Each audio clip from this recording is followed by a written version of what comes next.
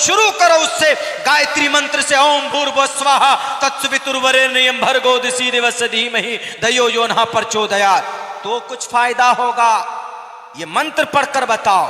ये मंत्र तो आपको आते नहीं है, सिर्फ पर्चा बना लेते हो और कहते हो कि हमने चमत्कार कर दिया, हमने चमत्कार कर दिया। ये मेरा चैलेंज है आपको, अगर आप यकीनन चमत्कारी बाबा है, बताइए मेरे कितने भाई बहन, बताइए मेरे अब्बा का क्या नाम, बताइए मेरी अम्मी का नाम, मेरी दादी का नाम बता दीजिए, बस मेरे दादा दादी का नाम बता दीजिए। मैं आपके मजहब को, मैं आपके सनातन धर्म को आपके हाथों पर बैठकर कबूल करने के लिए तैयार। बताइए आप। You are not able to explain my answer, my question, नहीं बता सकते आप। खुदा के वास्ते मफातिहुल गैब, दूसरी जगह पर अल्लाह ने कहा वइंदहु मफातिहुल गैब, गैब के खजानों की, गैब की बातों की चाबी अल्लाह के पास है। वो शास्त्री जी दावा करते, पर्चा बना देते, किसी को उठा के ला के बोलते हैं कि बताओ तुमको ये हो रहा है कि नहीं हो रहा। वो आदमी एकदम सर झुककर नमस्कार करता है कि हाँ शास्त्री जी, आप तो बिल्कुल भविष्यवाणी, आप तो बिल्कुल चमत्कार कर दिए। आपने मेरे चचा का नाम बता दिया, आपने मेरे भाई का नाम बता दिया, आपने मेरी बहन का नाम बता दिया, मेरे भाई ने नया घर बनाया वो भी बता दिया। पता चला कि वो एबीपी न्यूज़ का रिपोर्टर था और उसको फेसबुक के पे सब कुछ डाला हुआ था, और ये शास्त्री जी उनकी फेसबुक की आईडी खंगाल कर सारी बातें निकाल कर पहले रख लिए। अब वो जनाब, वो रिपोर्टर हाथ जोड़ करके कह रहा कि शास्त्री जी मैंने किसी को नहीं बताया, लेकिन पागल को ये भी पता नहीं कि मैंने फेसबुक पे पहले से डाला हुआ। बताइए, गैब की खबर किसी को नहीं हो सकती। इन्नल्लाह इंदहु इल्मुस्साअह, कुछ चीजें हैं, एक उसूल है। अल्लाह ने कहा किसी को नहीं पता, और वो शास्त्री जी की किताब में है लिखी हुई ये बात कि ईश्वर को कोई नहीं जानता, उसको कोई समझ नहीं सकता।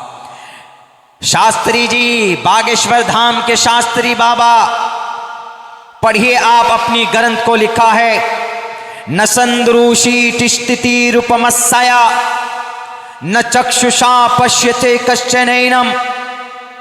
परमात्मा वो शक्ति है, ईश्वर वो शक्ति है कि वो किसी के इहाते में, किसी के सोच में नहीं आ सकता। वो परमात्मा वो है कि वो किसी की अकल में और उनके उलूम और वो जो काम वो करते हैं, वो परमात्मा, वो सिर्फ परमात्मा को पता होती, किसी और व्यक्ति को पता नहीं हो सकता, किसी को खबर नहीं।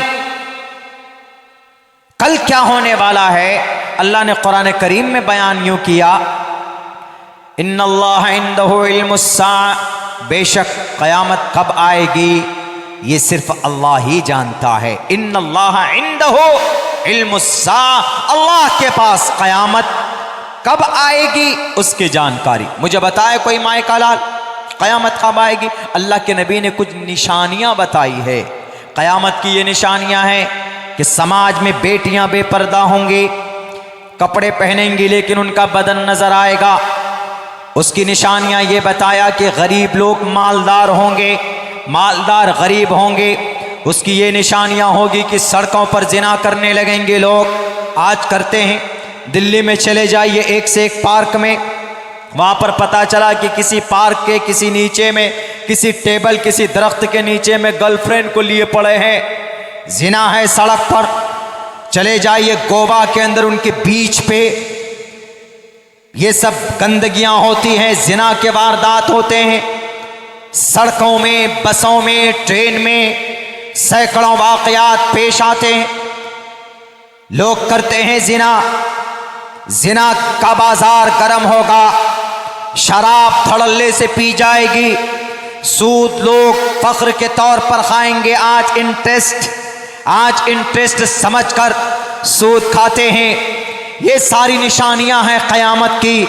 और बड़ी निशानियां में से एक बड़ी निशानी ये भी है, अल्लाह के नबी अलैहिस्सलाम ने फरमाया, हत्ता इज़ा फुतिहत याजूज व माजूज व हुम मिन कुल्लि हदबिन यंसिलून। और दज्जाल भी आएगा, याजूज माजूज भी आएंगे, वो इंसानों को खाएंगे, इंसानों को एक दूसरे के ऊपर चढ़ बैठेंगे, याजूज माजूज का मुकाबला कोई नहीं कर पाएगा। एक बीमारी आएगी, वो मरेंगे और फिर सैलाब के जरिए से उनका सफाया होगा। और दज्जाल आएगा, उसकी ताकत का मुकाबला कोई नहीं कर पाएगा, इसलिए कि उसके हाथ में सूरज को रोकने की ताकत होगी।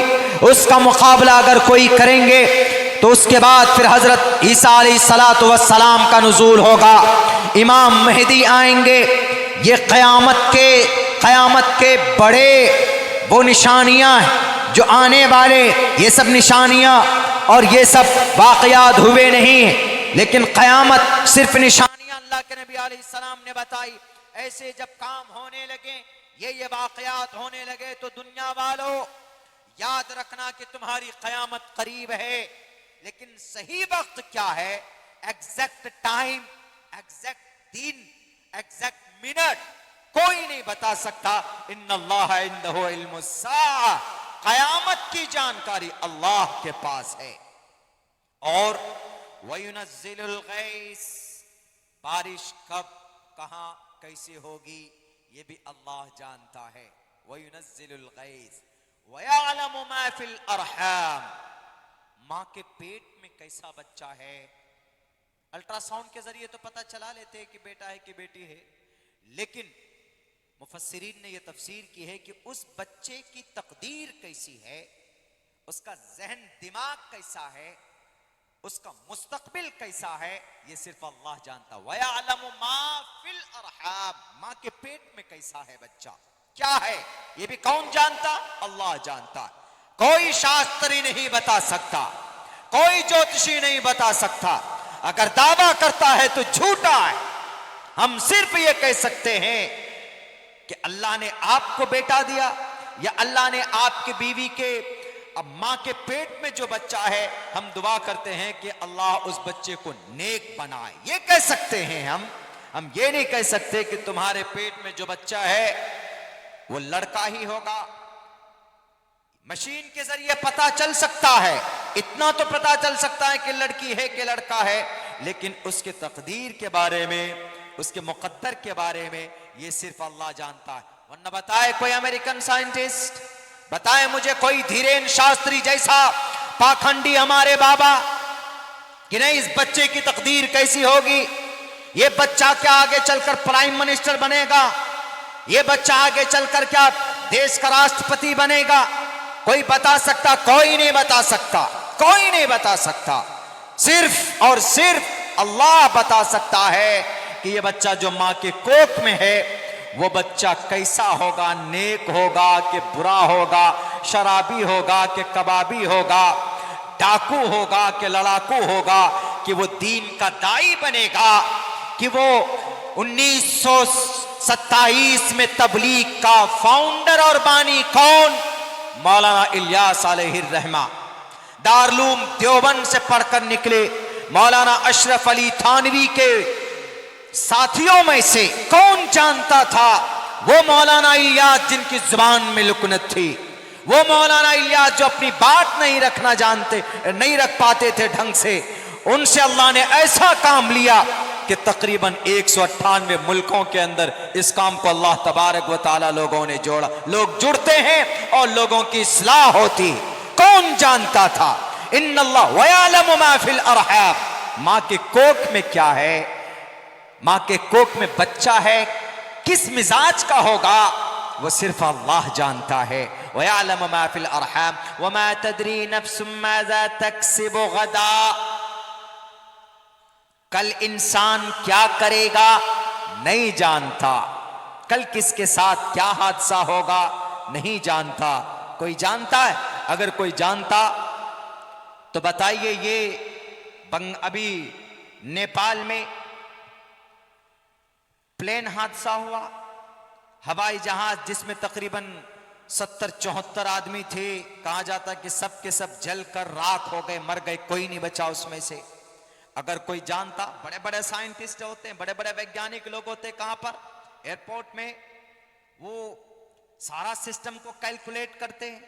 यहां तक कि हमारे जो मोबाइल टावर है, ये मोबाइल टावर और घड़ी के टावर, इन सब के ऊपर भी एक टावर कनेक्ट होती एरोप्लेन की,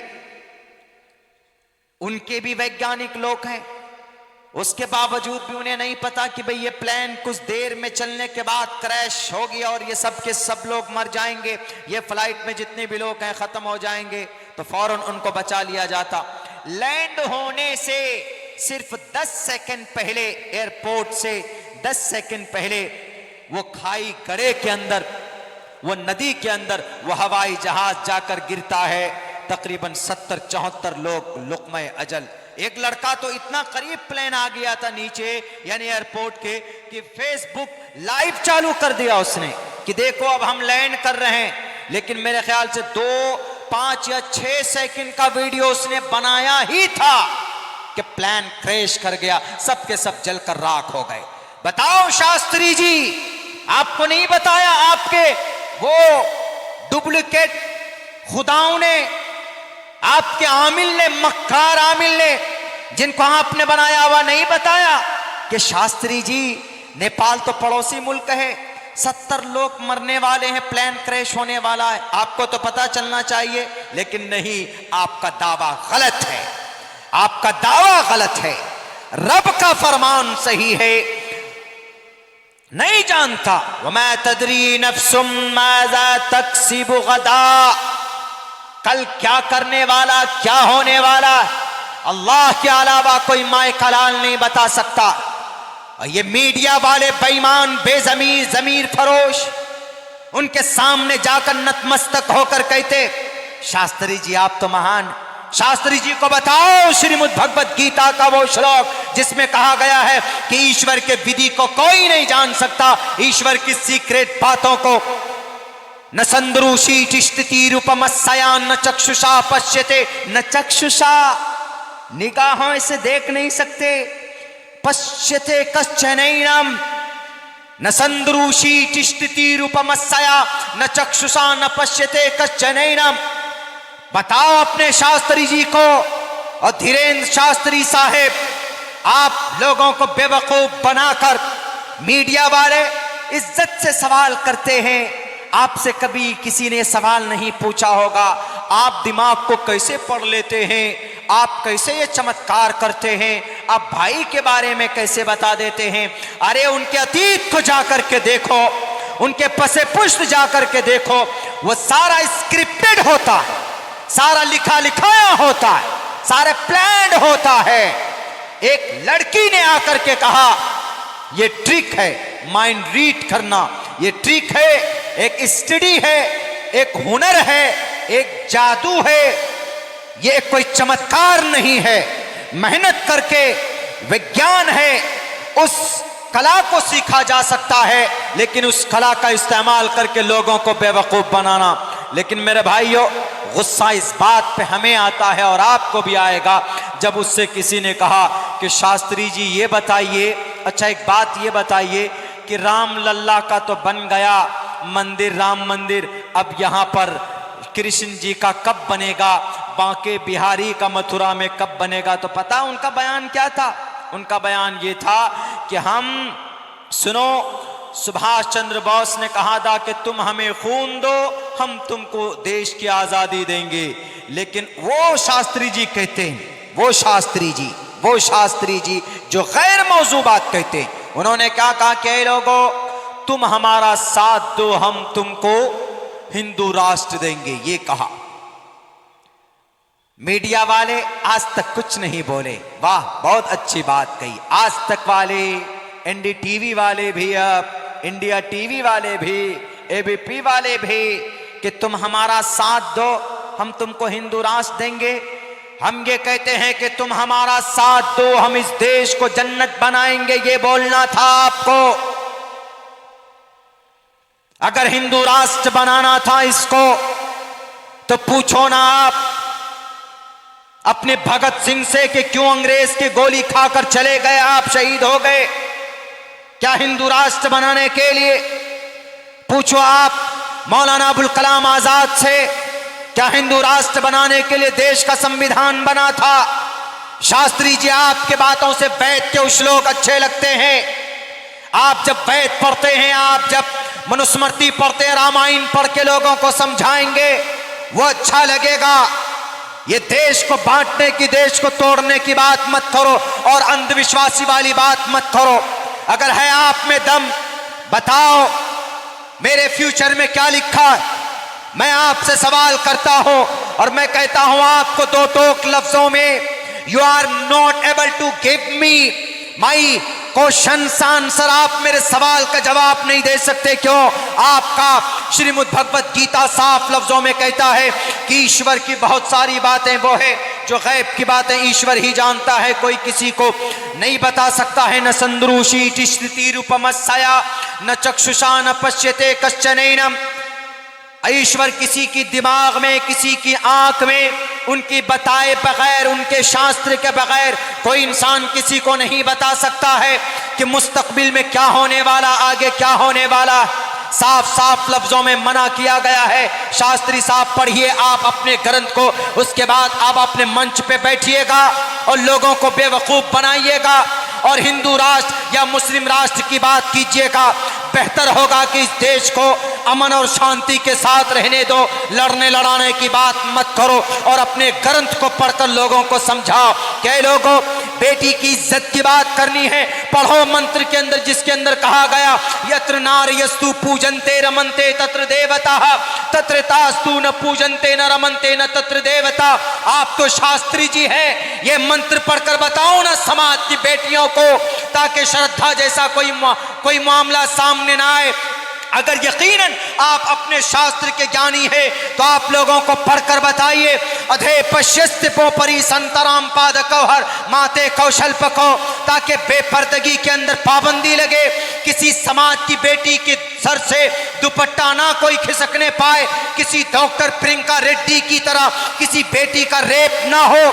और 31 दिसंबर की रात को जनाब को दिल्ली के अंदर उस बेटी की लाश को न घसीटा जाए। ये मंत्र पढ़कर लोगों के बीच में बताओ। कई लोगों, इस समाज की बेटियों, तुम्हारे घर में रहना सेफ है, तुम्हारे लिए सड़कों पर फिरना सेफ नहीं है। ये बात करो, ये श्लोक पढ़कर बताओ, तब आपको समझा जाएगा कि आप देश के, इस मुल्क के, आप इस हमारे एशिया महाद्वीप के शास्त्री जी हैं। आपके ऊपर ठाकुर जी की कृपा है, आपके ऊपर कृष्ण जी की कृपा है। आप ये पढ़कर नहीं बताएंगे। अगर है आपके अंदर दिल और आपका ज़मीर जिंदा तो बताओ इतना कि कोई परेशानी हो तो हनुमान चालीसा पढ़ो। जय हनुमान ज्ञान गुण सागर, जय कपीसते हो लोक उजागर। कोई काम अच्छा करते हो तो शुरू करो उससे, गायत्री मंत्र से, ओम भूर्भुवः स्वाहा तत्सवितुर्वरेण्यं भर्गो दिवस्य धीमहि धियो यो नः प्रचोदयात्, तो कुछ फायदा होगा। ये मंत्र पढ़कर बताओ। ये मंत्र तो आपको आते नहीं है, सिर्फ पर्चा बना लेते हो और कहते हो कि हमने चमत्कार कर दिया, हमने चमत्कार कर दिया। ये मेरा चैलेंज है आपको। अगर आप यकीनन चमत्कारी बाबा है, बताइए मेरे कितने भाई बहन, बताइए मेरे अब्बा का क्या नाम, बताइए मेरी अम्मी का नाम, मेरी दादी का नाम बता दीजिए, बस मेरे दादा दादी का नाम बता दीजिए। मैं आपके मजहब को, मैं आपके सनातन धर्म को आपके हाथों पर बैठकर कबूल करने के लिए तैयार।